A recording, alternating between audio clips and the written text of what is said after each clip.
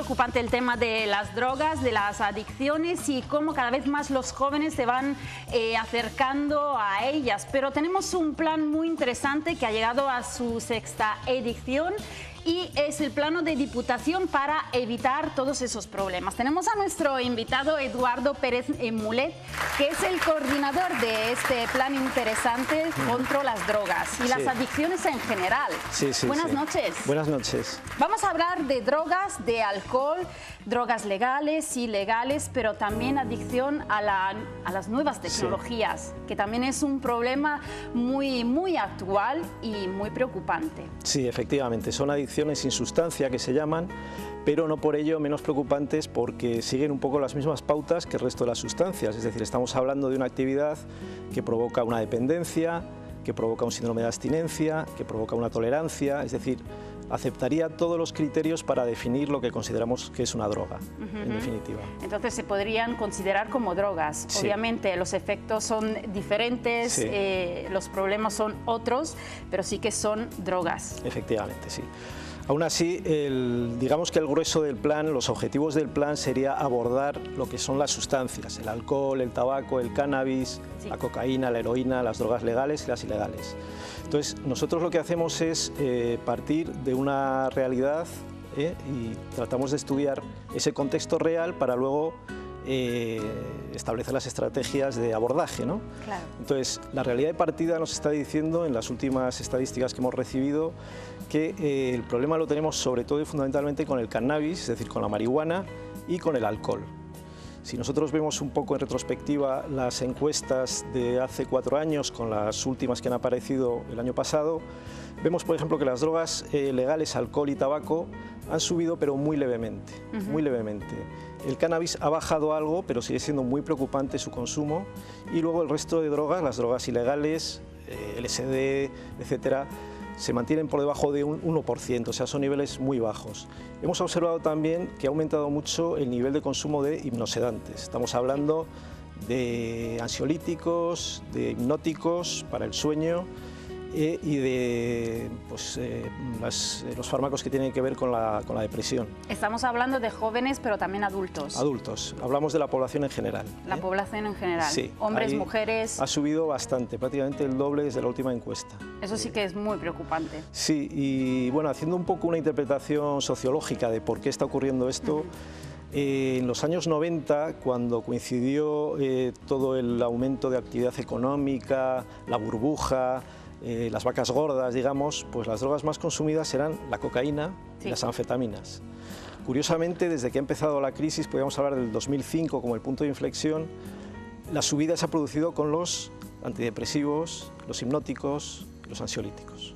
Claro, eso depende también del factor económico. ¿Cómo afecta la crisis a la población, ¿no? Digamos, la preocupación, la ansiedad, la angustia, la depresión. Ya, el problema del consumo de drogas no afecta solo a la persona que consume estas drogas, sino también al entorno, a la gente que está alrededor de estas personas que están consumiendo estas drogas, porque una persona que ha consumido drogas se puede poner allí al volante, conducir y provocar también un accidente y causar el fallecimiento de otras personas. Entonces también vosotros os preocupáis de estos temas para evitar que también la gente que no consuma drogas no se vea involucrada. Efectivamente, sí, digamos que esto es un problema global que afecta a toda la población. Entonces, como tú muy bien dices, los accidentes de tráfico son uno de los objetivos del plan, la prevención de los accidentes de tráfico como consecuencia del consumo de alcohol y de drogas, ¿no? Claro. Entonces, nosotros, por ejemplo, en los institutos realizamos muchísimos talleres en bachillerato para los chavales que tengan una mayor percepción de riesgo, que sepan muy bien las consecuencias de lo que supone conducir bajo los efectos de una sustancia como puede ser el alcohol, ¿no? Que imagino también los jóvenes todavía son demasiado jóvenes para entender cuáles son realmente los efectos de estas drogas, porque se lo toman bastante a la ligera. Claro, por eso hay que insistir en ese factor crítico que es la percepción de riesgo.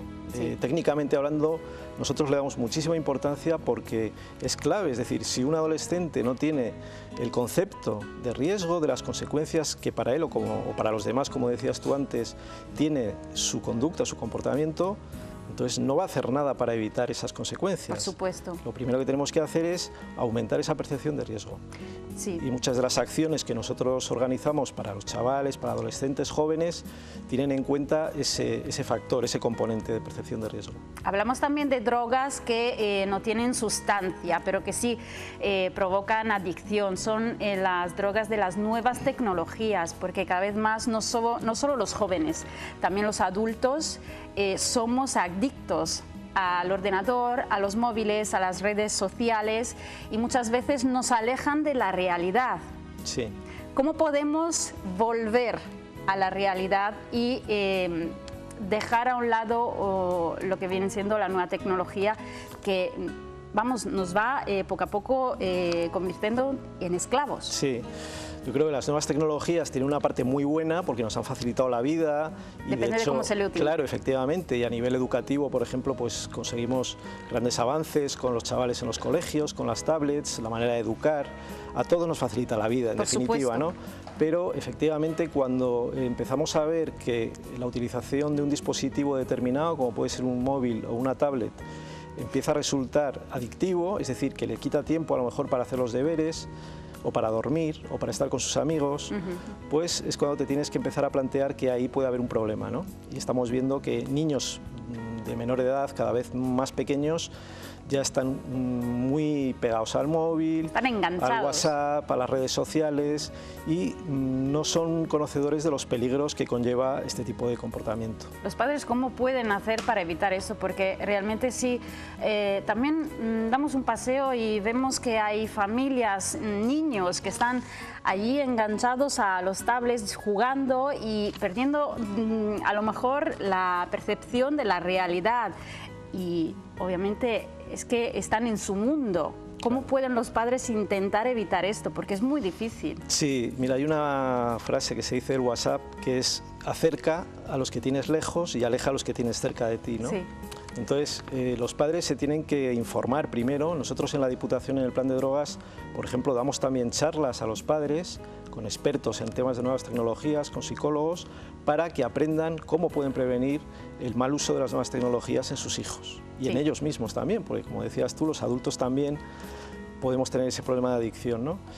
Y nosotros, por ejemplo, hemos elaborado unos folletos que damos también a los padres y a los chavales, donde bueno, pues, se muestran las pautas que tienen que seguir para prevenir. Sí. Se tienen que informar de lo que es una red social, se tienen que informar de lo que son las contraseñas, de no dar la información de manera gratuita por internet a desconocidos. Tienen que establecer unos controles de tiempo con la utilización del móvil. Claro. Cuando estén estudiando, cuando estén haciendo deberes, el móvil tiene que estar apagado. Cuando estén dormidos, el móvil tiene que estar apagado. Por supuesto. Es decir, hay que seguir una serie de pautas. Tienen que utilizar cortafuegos, tienen que utilizar sistemas que hay para evitar la entrada en páginas que no tiene que ver un menor. Por supuesto, eso es fundamental.